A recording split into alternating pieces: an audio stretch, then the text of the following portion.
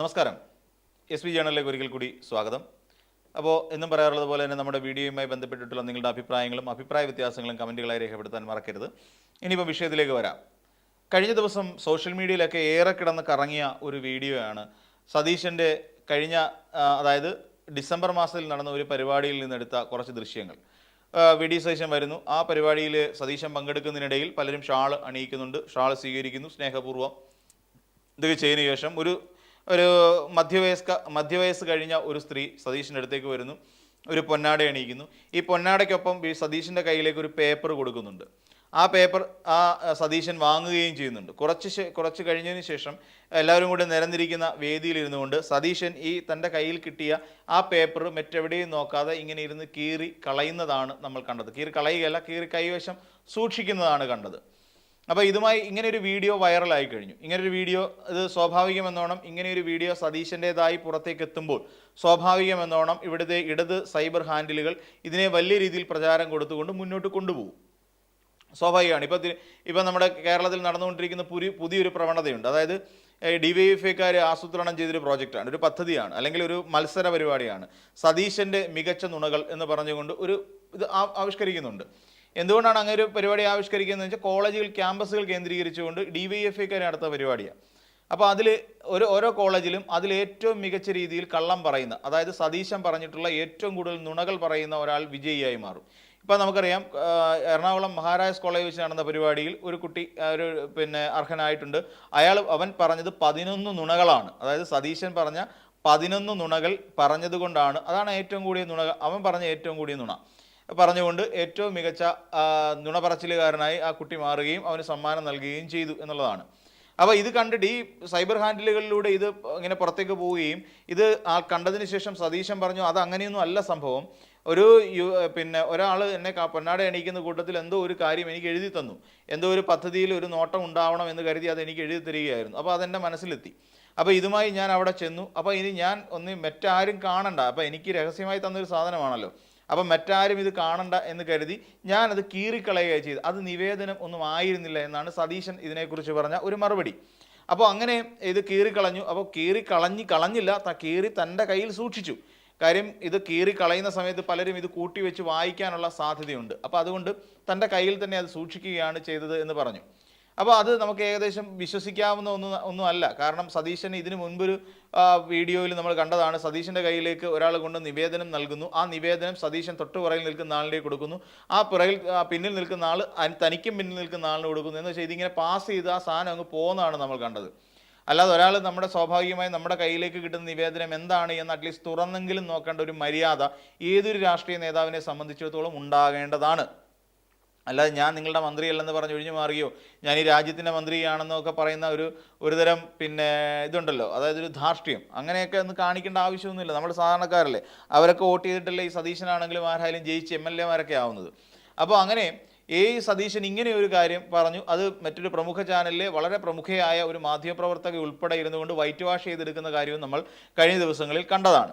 അങ്ങനെയുള്ള ഈ സതീശൻ ഇനി ഒരൊറ്റ കാര്യമേ ഉള്ളൂ, ഈ ഒരു ചിത്രം അല്ലെങ്കിൽ ഈ ഒരു വീഡിയോ, അപ്പം ഇതെല്ലാം സതീശനെ ന്യായീകരിക്കുന്നു, സതീശനെ വൈറ്റ് വാഷ് ചെയ്യാൻ വേണ്ടി ഒരു മാധ്യമപ്രവർത്തകർ ശ്രമിക്കുന്നു, അതെല്ലാം ശരി തന്നെ. പക്ഷേ ഇങ്ങനെ ഒരു വീഡിയോ എവിടുന്നാണ് പുറത്തേക്ക് വന്നത്? ഇതാണ് നമ്മളുടെ മുന്നിലുള്ള ഏറ്റവും വലിയ ചോദ്യം. ഈ ഒരു വീഡിയോ എങ്ങനെ പുറത്തേക്ക് വരുന്നു?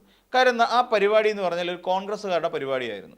അപ്പോൾ കോൺഗ്രസ്സുകാർ നടത്തിയ പരിപാടി, ആ പരിപാടിയിൽ നടന്ന സംഭവം എങ്ങനെ പുറത്തേക്ക് വരുന്നു? അവിടെ DYFIക്കാരുണ്ടായിരുന്നില്ല, മാധ്യമപ്രവർത്തകരുണ്ടായിരുന്നില്ല, ഇനി അതല്ല CPM-ൻ്റെ സൈബർ സഖാക്കന്മാരാരും തന്നെ ആ വഴിയിൽ പോയിട്ടേയില്ല. പിന്നെ എങ്ങനെയാണ് ഈ ഒരു വീഡിയോ പുറത്തേക്ക് വരുന്നത്? മിക്കവാറും എനിക്ക് തോന്നുന്നു ആ വീഡിയോ പുറത്തേക്ക് വന്ന ഒരുപക്ഷെ അവിടെ കൂടിയിരുന്ന കോൺഗ്രസ്സുകാരുടെ ഫോണിൽ നിന്ന് തന്നെയാണ് ഈ വീഡിയോ സർക്കുലേറ്റ് ചെയ്തിരിക്കുന്നത് എന്നുള്ള കാര്യത്തിൽ യാതൊരു സംശയവുമില്ല. കോൺഗ്രസ്സുകാർ തന്നെ ഈ വീഡിയോ VD സതീശൻ്റെതായ ഈ വീഡിയോ പുറത്തേക്ക് വിട്ടിരിക്കുന്നു. അതും ഇത്ര ഡീറ്റെയിലിങ്ങോട് കൂടി തന്നെ ആവാം ഈ സാധനങ്ങൾ പുറത്തേക്ക് വന്നിട്ടുണ്ടാകുക. അത് സൈബർ സഹാക്കളുടെ കൈ കിട്ടിയപ്പോൾ കുറച്ചുകൂടെയൊക്കെ മാറ്റമൊക്കെ വരുത്തി റൗണ്ടൊക്കെ ഇട്ട് നമ്മളെ ഒരുപക്ഷെ കാണിച്ചു തന്നതുമാകാം. സതീശനെതിരായ അവർക്കൊരു ആയുധം കിട്ടുകയല്ലേ. അപ്പോൾ സതീശനെതിരായി അടിക്കാൻ പറ്റിയ ഈ ഒരു ആയുധം കോൺഗ്രസ്സുകാർ തന്നെ കൊടുത്തു എന്നുള്ളത് തർക്കമില്ലാത്ത വിഷയമായി അവശേഷിക്കുന്നു. അങ്ങനെയാണെങ്കിൽ സതീശനെ സ്വന്തം നേതാക്കന്മാരോ സ്വന്തം അണികളോ തന്നെ ചതിക്കാൻ ശ്രമിക്കുന്നു എന്നുള്ളതിൻ്റെ ഒരു ദുസ്സൂചനയായി വേണ്ടേ നമ്മളിതിനെ കാണാൻ? തീർച്ചയായും അങ്ങനെ തന്നെയാണ് കാണേണ്ടതും. എന്തുകൊണ്ട്?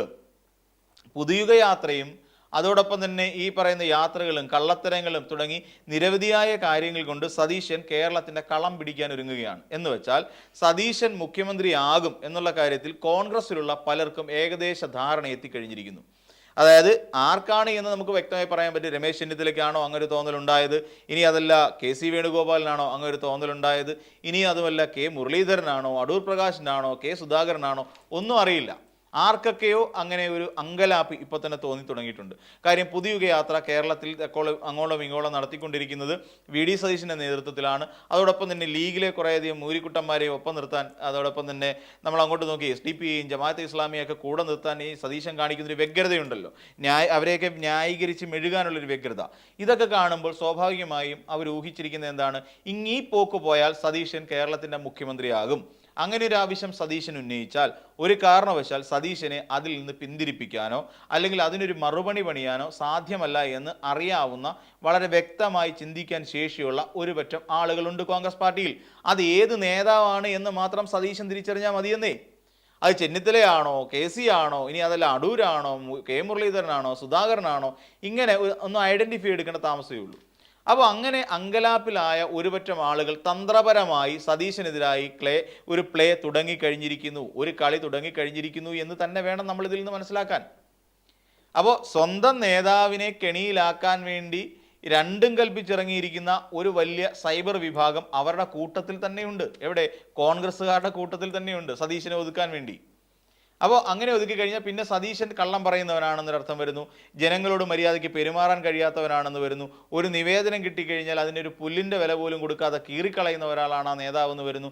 അപ്പോൾ സ്വാഭാവികമായിട്ടും സതീശൻ ഇങ്ങനെ പടുത്തുയർത്താൻ ശ്രമിച്ചുകൊണ്ടിരിക്കുന്ന ഇമേജ് ചീട്ടുകൊട്ടാരം പോലെ തകർന്നടിയുന്ന കാഴ്ചയും സതീശന് തന്നെ കാണേണ്ടി വരും. അപ്പോൾ ഇങ്ങനെ വരുമ്പോൾ സ്വാഭാവികമായിട്ടും ജനങ്ങൾക്ക് അദ്ദേഹത്തിനുള്ള താല്പര്യം കുറയും. അപ്പോൾ ഇങ്ങനെ ഒരു നെഗറ്റീവ് ഇമേജ് ഉണ്ടാക്കിയെടുത്ത സതീശനെ നാളെ ഞങ്ങൾക്ക് മുഖ്യമന്ത്രിയായി വേണ്ട എന്ന് ജനങ്ങൾ നമുക്ക് തീരുമാനിക്കും. അപ്പോൾ ആ ജനത്തിൻ്റെ മുന്നിൽ ബാക്കി അതിൻ്റെ പിന്നാലെയായി ഞാൻ ഒരു വലിയ നേതാവാണ് എന്നുള്ള നിലയിൽ ഒരാൾക്ക് രംഗപ്രവേശം ചെയ്യാനും സാധിക്കും. അപ്പോൾ ഇങ്ങനെ നമ്മളൊന്ന് ആലോചിച്ച് നോക്കൂ, ഇങ്ങനെ ഒരു തമ്മിത്തല്ലിക്കൊണ്ട്, അതും ഈ തെരഞ്ഞെടുപ്പ് അടുത്തിരിക്കുന്ന വളരെ ശക്തമായ ഒരു നിർണായകമായ വേള എന്നൊക്കെ പറയാം, ആ നിർണായകമായ വേളയിൽ പോലും പരസ്പരം പോരടിക്കാൻ കോൺഗ്രസ്സുകാർ കാണിക്കുന്ന ആ ഒരു ഊർജമുണ്ടല്ലോ, ഒരു ആർജവം, ഈ ആർജവം ശരിക്കും ബാക്കിയുള്ള പാർട്ടിക്കാർ കണ്ടുപഠിക്കേണ്ടതാണ്.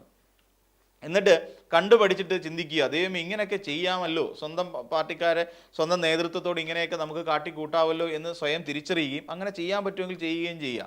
എന്നിട്ട് നമ്മൾ ജനത്തിൻ്റെ ഒരു പ്രശ്നം എന്താണെന്ന് അറിയാമോ?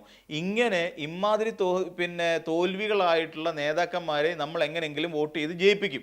ഇത് നമ്മുടെ ഇപ്പോൾ ട്രെൻഡ് അനുസരിച്ച് ഞാൻ പറയുന്നത്. ഇവിടെ സാധാരണ ഇപ്പോൾ ജനങ്ങൾ ചിന്തിക്കും പിണറായി വിജയൻ എന്തോ ധാർഷ്ട്യക്കാരനാണ്, അതാണ് ഇതാണെന്നൊക്കെ നമ്മൾ ഈ പറയുന്ന കുറേ ജനം ഇങ്ങനെ പറഞ്ഞുകൊണ്ടിരിക്കുക, ആൾക്കാർ പലരും ഇങ്ങനെ പറഞ്ഞുകൊണ്ടിരിക്കുക. ഇതൊരു ട്രെൻഡ് ഉണ്ടാക്കിയെടുത്തത് കേട്ടോ, അല്ലാതെ പിണറായി വിജയൻ അങ്ങനെ ആയതുകൊണ്ടല്ല. ഒരു ട്രെൻഡ് അങ്ങനെ പല കള്ളം ഇങ്ങനെ പറഞ്ഞ് അതിനിങ്ങനെ സത്യമാക്കി മാറ്റാനുള്ള ശ്രമം ഈ UDFൻ്റെ ഭാഗത്തുനിന്ന് അതിശക്തമായി നടക്കുന്നുണ്ട്. ശരിക്കും പ്രതിരോധിക്കപ്പെടേണ്ട ഒന്ന് തന്നെയാണ്.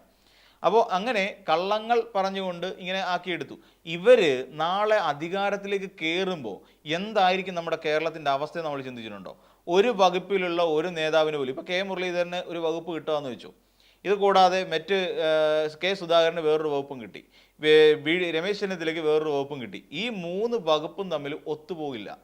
ഈ 3 വകുപ്പിനെയും ക്രോഡീകരിച്ചുകൊണ്ട് ഇപ്പം സതീശൻ പറയുകയാണ് ഈ 3 വകുപ്പും കൂടെ ചേർത്തുകൊണ്ട് ഒരു പാനൽ ഉണ്ടാക്കണം. ഇപ്പം റവന്യൂ വകുപ്പ് ഉണ്ടെന്ന് വിചാരിക്കുക, റവന്യൂവും, അതായത് ഈ സിമ്പിളായിട്ട് പറഞ്ഞാൽ ഈ നമ്മുടെ വയനാട് മേപ്പാടിയൊക്കെ പോലുള്ള ഒരു ദുരന്തം നമ്മുടെ സംസ്ഥാനത്ത് ഉണ്ടായി എന്ന് നമ്മളങ്ങ് വിചാരിക്കുക, സങ്കല്പിക്കുക. ഇപ്പം ഇവിടെ പിണറായി വിജയൻ ചെയ്തെന്താ? റവന്യൂ, അതോടൊപ്പം ധനകാര്യം, ആരോഗ്യം തുടങ്ങിയ വകുപ്പുകളെ ക്രോഡീകരിച്ചുകൊണ്ട് നടത്തിയ വളരെ ഈ വിജിലൻ്റായ ഒരു പ്രവർത്തനത്തിൻ്റെ ഫലമായിട്ടാണ് നമുക്കതിനെ വളരെ കൃത്യമായി ഒരു ഫലം കണ്ടെത്താൻ ഇപ്പോൾ 25-ാം തീയതിയോടുകൂടി നമുക്ക് ഇതിൻ്റെ താക്കോൽദാനം നിർവഹിക്കാനും കഴിയുന്നത്. വളരെ കൃത്യമായ പ്ലാനിങ്ങോടുകൂടി ചെയ്തതാണ്. ഇനിയിപ്പോൾ നമ്മൾ ആലോചിക്കുക, VD സതീശൻ മുഖ്യമന്ത്രി, ഇപ്പോൾ ഇതുപോലെ നമുക്കൊരു ദുരന്തമുഖം ഉണ്ടായി. അപ്പോൾ കെ മുരളീധരനും രമേശ് ചെന്നിത്തലയും അതോടൊപ്പം കെ സുധാകരനും ഇവരെല്ലാം അടങ്ങുന്ന ഒരു പറ്റം മന്ത്രിമാരെ ഏകോപിപ്പിക്കേണ്ട ഒരു ചുമതല വരുന്നു എന്ന് വയ്ക്കുക. മുഖ്യമന്ത്രി ആയിരിക്കുന്ന സതീശനാണേ.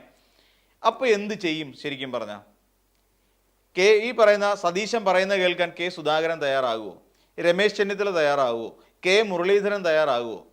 ഇവരാരും തയ്യാറാകുന്ന ഒരു ലക്ഷണം. ഇനി KC വേണുഗോപാൽ മന്ത്രിസഭയിലുണ്ടെങ്കിൽ KC തയ്യാറാകുമോ? ഇപ്പോൾ ഷാഫി ഉണ്ടെങ്കിൽ ഷാഫി തയ്യാറാകുമോ?